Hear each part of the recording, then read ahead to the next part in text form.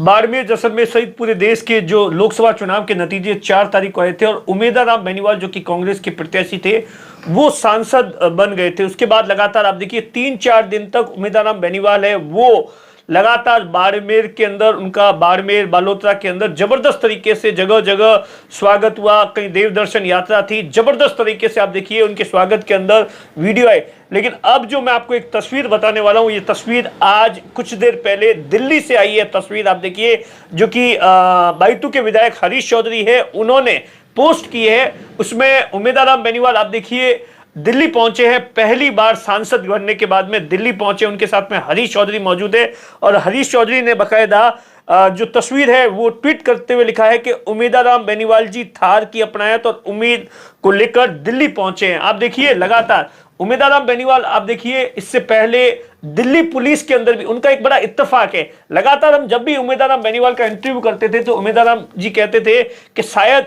जयपुर विधानसभा में जाने का जोग नहीं था या जो जयपुर की विधानसभा जाने के लिए कोशिश की, लेकिन वो कोशिश संभव नहीं हुई। लोग मुझे दिल्ली भेजना चाहते थे क्योंकि दिल्ली से मेरा पुराना नाता है। दरअसल मैं आपको बताऊं कि उमेदवार बेनीवाल है वो 1995 के अंदर दिल्ली पुलिस के अंदर बतौर कांस्टेबल ज्वाइन किया था। उसके बाद में लगातार 10 साल तक अपनी दिल्ली के अंदर सेवा दी। 2005 के अंदर ऐसा बताया जाता है कि उमेदवार बेनीवाल है वहां पर, कहने वाले कहते हैं कि बड़े ख्वाब देखना स्टार्ट कर दिया, बड़े नेता बनना स्टार्ट कर दिया, या बोले कि मैं बड़ा बिजनेसमैन बनूंगा, इसीलिए अपनी नौकरी है वो छोड़ दी। और उसके बाद में ऐसा बताया जाता है 2005 के अंदर अपना बिजनेस है वो स्टार्ट किया। ऐसा बताया जाता है हैंडीक्राफ्ट का बिजनेस था जो कि विदेशों तक भी पहुंच गया। और उसके बाद में आप देखिए 2010 के अंदर जो उमेदवार बेनीवाल किस्सा बताते हैं कि जब वो गांव के अंदर पहुंचे थे तो वहां पर सरपंच के चुनाव होने वाले थे। तो सरपंच के चुनाव के अंदर गांव वालों ने उमेदवार बेनीवाल को खड़ा करना चाहते थे,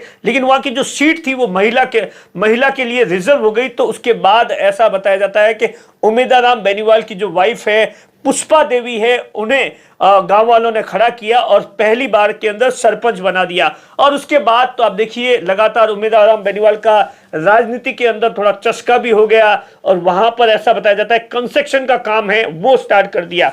उसके बाद में होते होते 2018 जो कि उमेदवार बेनीवाल की जिंदगी का सबसे बड़ा टर्निंग पॉइंट कहें कि उस समय उमेदवार बेनीवाल की जो मुलाकात है वो हनुमान बेनीवाल से होती है। हनुमान बेनीवाल की मुलाकात होती है 2017 के आसपास। उसके बाद में हनुमान बेनीवाल अपनी पार्टी बनाते हैं और उमेदवार बेनीवाल को बायतू से प्रत्याशी बनाते हैं। उस समय लोग हैं वो उमेदवार बेनीवाल को कम आंक रहे थे कि कुछ नहीं होगा, ये नहीं होगा, लेकिन उमेदवार बेनीवाल ने जो चुनाव लड़ा, हनुमान बेनीवाल की उस वक्त जो वहां की जो लहर थी वो अपने आप में बहुत ज्यादा, लगातार सबसे ज्यादा जो लोकप्रियता है अगर जो बाड़मेर के अंदर कहीं पर थी उस समय भी और आज भी, तो बायतू वो इलाका है। और उसी का फायदा कहीं ना कहीं उमेदवार बेनीवाल को 2018 के विधानसभा चुनाव के अंदर मिला। हालांकि वो चुनाव हार गई, लेकिन आप देखिए उन्होंने बीजेपी को तीसरे नंबर पर धकेल दिया और खुद जब चुनाव के परिणाम आ रहे थे तो आप सोचिए लगातार 18 राउंड तक पहले नंबर पर थे।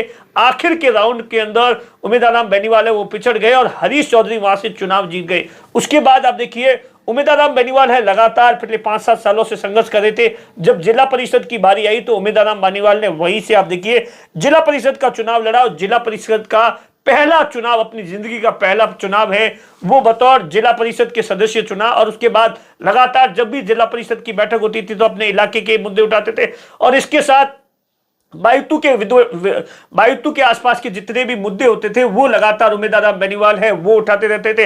हनुमान बेनीवाल के साथ लगातार संघर्ष कर रहे थे।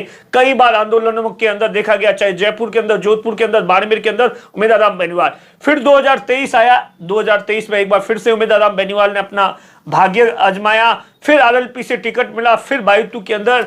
लेकिन इस बार जिस तरीके से जो चुनाव था, लोग कह रहे थे कि उमेदवार बेनीवाल है वो जिस तरीके का माहौल चल रहा था कि चुनाव जीत जाएंगे, लेकिन महज 8 या 900 वोटों से फिर हरीश चौधरी से चुनाव हार जाते हैं। और उसके बाद क्या कुछ होता है आप देखिए। उमेदवार बेनीवाल की जिंदगी का दूसरा टर्निंग पॉइंट, जी हां आपने ठीक सुना, कि अचानक ही जैसे ही चुनाव हारते हैं तो उसके बाद उमेदवार बेनीवाल लगातार एक बात ठान लेते हैं कि मुझे किसी भी तरीके से अगला जो लोकसभा का चुनाव है वो जीतना है। आप सोचिए, जो व्यक्ति 2 चुनाव विधानसभा के हार गया, चाहे पैसों से, तमाम चीजों से, लेकिन उनकी हिम्मत, वो हिम्मत नहीं हारते और उसके बाद एक बड़ी सभा बायतू के अंदर करते हैं, जहां पर हारने के बाद में आमतौर पर कोई भी नेता सभा नहीं करता, लेकिन उम्मीदवार बेनीवाल है वो हारने के बाद एक बड़ी सभा करते हैं और उसके बाद में लोगों को यह ऐलान कर देते हैं कि मुझे विधानसभा तो नहीं पहुंच पाया, लेकिन मैं लोकसभा का चुनाव लड़ूंगा। उसके बाद लगातार महीने, 1.5 महीने तक बाड़मेर जिले के 8 विधानसभा के अंदर जाकर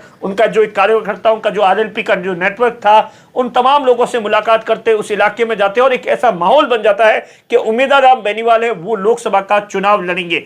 उसके बाद क्या कुछ होता है, आप देखिए, जब आरएलपी के साथ में हनुमान बेनीवाल के साथ उनकी बातचीत चल रही थी, तो कहा जाता है कि उस वक्त हनुमान कांग्रेस है वो बाड़मेर की सीट आरएलपी को देने के लिए राजी नहीं थी। तो इसी दौरान उम्मीदवार बेनीवाल की जो मुलाकात है वो हरीश चौधरी से होती है। जब पहली बार ये खबर आई थी तो हर कोई शॉकिंग था कि 3 महीने पहले लगातार पिछले कई सालों से आमने सामने, ऐसे में कैसे हो सकता है। लेकिन हरीश चौधरी के साथ में उनकी मुलाकात होती है, बातचीत होती है। उसके बाद में धीरे धीरे जो बाकी कांग्रेस के नेता है, इस पूरी बातचीत के अंदर हेमाराम चौधरी और हरीश चौधरी का बड़ा अहम रोल था, क्योंकि बाड़मेर जैसलमेर की जो लोकसभा सीट की जो जिम्मेदारी थी वो हरीश चौधरी पर कांग्रेस ने छोड़ रखी थी कि हरीश चौधरी को चुनाव लड़ना या हरीश चौधरी जिसे चाहे चुनाव लड़ाए, ये हरीश चौधरी की जिम्मेदारी थी। तो उसके बाद एक राय होती है और उम्मीदवार बेनीवाल है वो लगातार जो कांग्रेस के तमाम, शाले मोहम्मद है, मदन प्रजापत है, हेमाराम चौधरी है, तमाम जितने भी बड़े नेता, पद्माराम मेघवाल, उन सबसे मुलाकात करते हैं,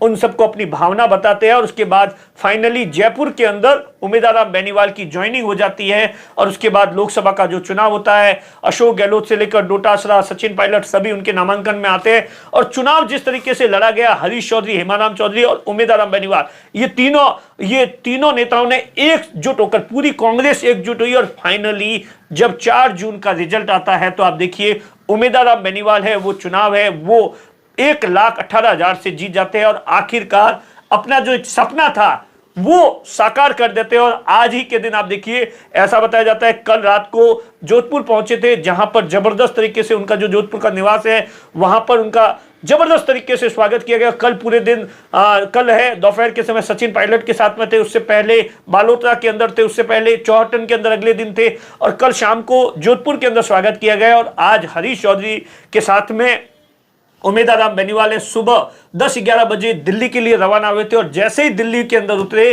तो बाकायदा एक फोटो हरीश चौधरी ने ट्वीट की है कि आखिर आप देखिए उम्मीदवार बेनीवाल ने जो जिद की थी, जो संघर्ष किया था, उसी का आप देखिए परिणाम है कि उम्मीदवार बेनीवाल है वो दिल्ली के अंदर बतौर सांसद पहुंच गए हैं। ऐसा बताया जाता है कि आज शाम को जो कांग्रेस की मीटिंग है उसमें हिस्सा लेंगे, जो नए नए सांसद बने हैं उनके साथ में एक डिनर भी है और उसके बाद तमाम चीजों को लेकर जो दिल्ली के बड़े नेता है उनके साथ में उम्मीदवार बेनीवाल है लगातार मुलाकात करेंगे। नमस्कार।